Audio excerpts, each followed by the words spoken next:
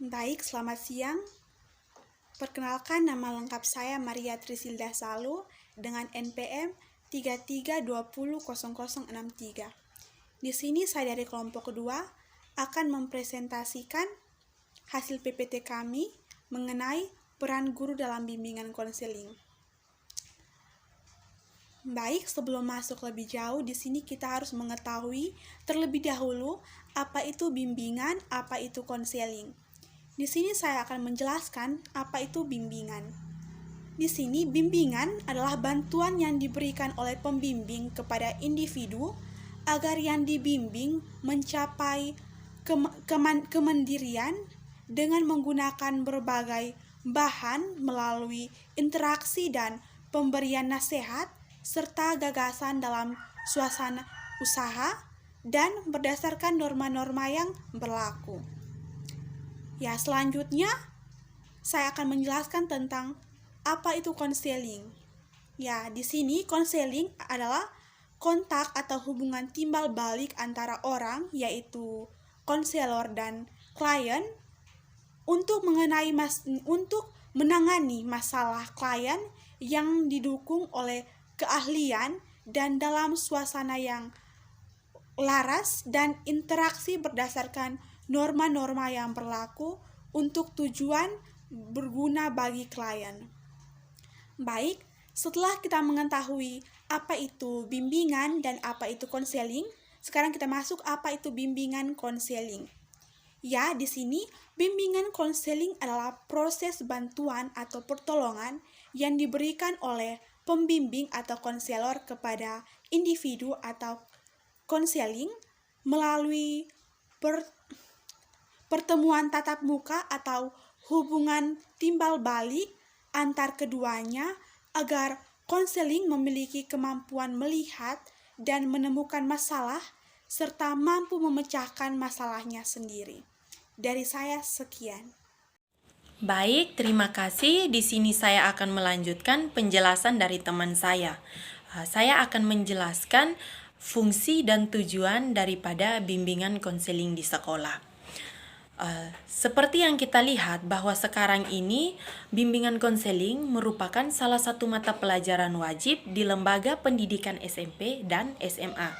Bahkan bukan hanya pada lembaga pendidikan SMP dan lembaga pendidikan SMA, tetapi pada lembaga pendidikan PAUD dan lembaga pendidikan dasar juga bimbingan konseling ini sudah diterapkan. Saya akan menjelaskan yang pertama itu adalah fungsi daripada bimbingan konseling. Untuk fungsi dari bimbingan konseling itu yang pertama terkait dengan fungsi pemahaman. Pada fungsi pemahaman ini, layanan bimbingan konseling perlu melakukan pemahaman yang terkait dengan diri klien atau diri siswa. Pemahaman terhadap diri siswa atau klien ini juga masalah-masalah yang dialami oleh siswa dan klien serta lingkungan sekitar klien.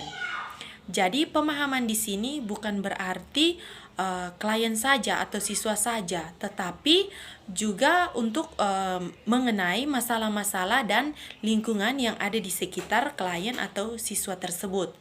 Untuk pemahaman terhadap diri klien atau siswa tersebut berarti terkait dengan pemahaman mengenai kekuatan dan kelemahan yang dimiliki oleh diri siswa atau klien tersebut. Lalu selanjutnya mengenai masalah itu adalah masalah apa yang mendasari yang dialami oleh klien atau diri siswa, dan jenis masalahnya seperti apa, penyebab masalahnya itu apa, dan bagaimana cara untuk mengatasi masalah yang dialami oleh siswa atau klien tersebut, serta apa akibatnya jika masalah dari klien atau siswa tersebut tidak ditangani. Fungsi yang kedua yaitu fungsi pencegahan. Di sini fungsi pencegahan itu berupa layanan pemberian bantuan untuk mencegah terjadinya masalah-masalah yang mengganggu atau yang menghambat potensi siswa untuk kegiatan. Kegiatan yang dilakukan siswa itu seperti kegiatan di lingkup sekolah. Serta bimbingan konseling ini dapat memberikan kegiatan kepada siswa, yaitu kegiatan yang diberikan ini fungsinya untuk pencegahan. Pencegahan di sini bisa berupa kegiatan bimbingan karir dan bimbingan orientasi. Untuk fungsi yang ketiga adalah fungsi pengentasan. Meskipun sudah memberikan layanan pemahaman dan layanan pencegahan terhadap masalah yang dialami oleh siswa atau klien tersebut, tetapi klien tersebut bisa saja mengalami masalah-masalah tertentu. Nah, disinilah peran dan fungsi pengentasan, yaitu untuk menangani masalah-masalah yang dialami oleh siswa atau klien tersebut. Fungsi yang keempat daripada bimbingan konseling itu yaitu fungsi penyembuhan.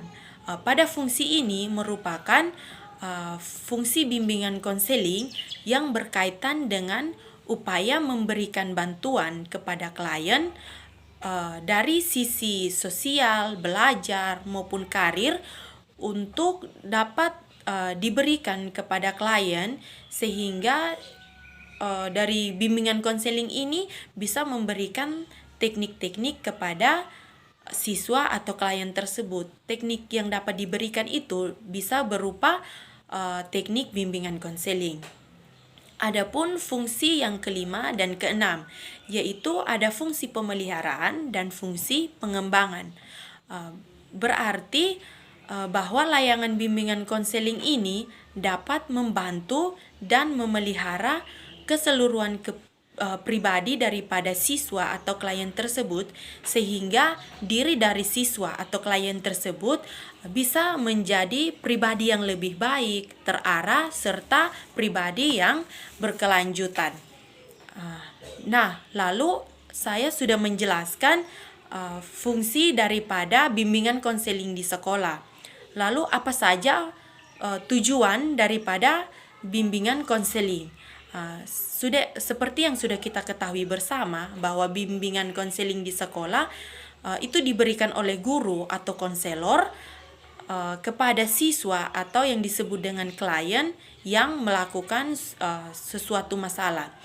Tujuan daripada bimbingan konseling itu yang pertama terkait dengan beberapa aspek. Aspek perkembangan siswa itu ada aspek pribadi, aspek sosial, aspek belajar maupun aspek karir. Yang kita lihat dari yang pertama itu adalah aspek pribadi. Dari sisi individu di sini bimbingan konseling di sekolah ini membantu siswa untuk menemukan jati diri yang sebenarnya. Dirinya itu seperti apa yang dia sukai dan apa yang tidak dia sukai, serta apa saja yang bisa membuat diri dari siswa atau klien tersebut itu senang maupun apa saja yang dapat menyebabkan siswa itu menjadi marah. Nah, itu kalau kita lihat dari sisi pribadi.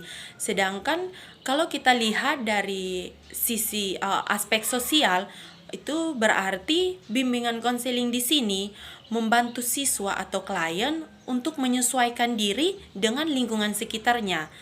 Berarti bagaimana cara siswa tersebut memperbaiki dirinya agar ia dapat berinteraksi dengan baik dengan lingkungan sekitarnya itu.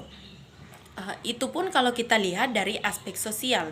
Jika kita lihat dari perkembangan belajar, itu berarti bimbingan konseling ini tujuannya itu untuk membantu siswa menemukan gaya belajar apa yang tepat untuk diri siswa atau klien tersebut. Di sini berarti gaya belajarnya itu bagaimana siswa dapat memotivasi dirinya sendiri dari sisi perkembangan belajar. Lalu yang terakhir adalah sisi perkembangan karir. Pada sisi perkembangan karir ini, tujuan dari bimbingan konseling itu adalah untuk menentukan siswa atau klien sehingga pada jenjang terakhir siswa tersebut itu apakah ia mau melanjutkan pendidikannya ke jenjang pendidikan perguruan tinggi atau dia mau bekerja atau dia mau menemukan bakat yang ada di dalam diri tersebut. Pada perkembangan ini Peran penting guru BK yaitu membantu siswa untuk menemukan bakat dan minat yang ada di dalam dirinya, seperti pada siswa kelas 3 SMA. Siswa kelas 3 SMA yang akan tamat ini, ketika dia tamat, kira-kira dia ingin melanjutkan perkuliahannya. Jadi siswa SMA kelas 3 ini harus mendapatkan bimbingan dari guru BK SMA, sehingga pada saat dia tamat, kira-kira jurusan apa yang akan dia pilih untuk melanjutkan jenjang pendidikannya ke perguruan tinggi. Mungkin di sini penjelasan saya. Terima kasih. Perkenalkan, nama saya Maria Krisanti Biti. Saya akan melanjutkan materi presentasi kami. Masalah siswa di sekolah. Masalah siswa di sekolah dibagi dalam 5 bagian, yaitu yang pertama, perkembangan individu, yang kedua, perbedaan individu, yang ketiga, kebutuhan individu, yang keempat, penyesuaian diri dan kelalaian tingkah laku, yang kelima, masalah belajar. Selanjutnya, klasifikasi masalah. Klasifikasi masalah juga dibagi dalam 5 bagian. Yang pertama, individu dengan Tuhannya. Yang kedua, individu dengan dirinya sendiri. Yang ketiga, individu dengan lingkungan keluarga. Yang keempat, individu dengan lingkungan kerja. Yang kelima, individu dengan lingkungan sosial. Dan selanjutnya, orientasi umum. Orientasi umum dibagi dalam 4 aspek. Yang pertama, pelayanan. Yang kedua, pelayanan pendidikan. Yang ketiga, kaidah-kaidah psikologi. Yang keempat, aspek-aspek sosial budaya. Terima kasih. Baik, perkenalkan, nama saya Maria Yudit Seran dengan NPM 33200053.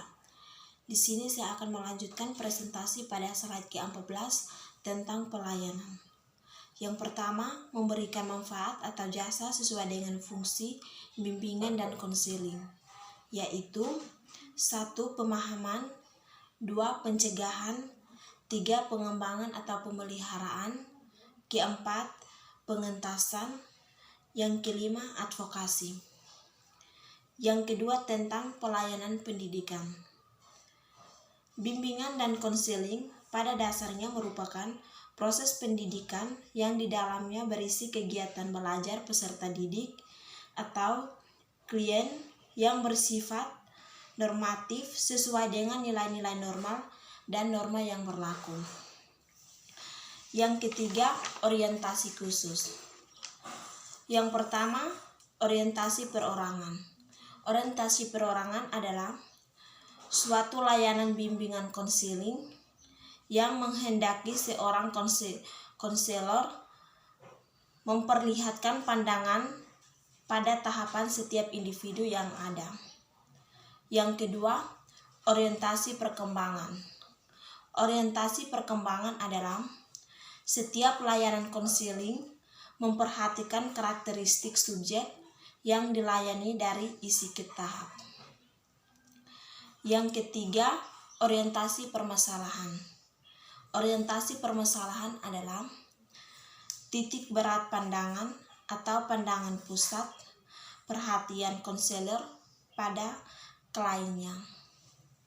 Oke, baik, terima kasih. Saya di sini akan melanjutkan materi selanjutnya, yang ketiga, orientasi permasalahan.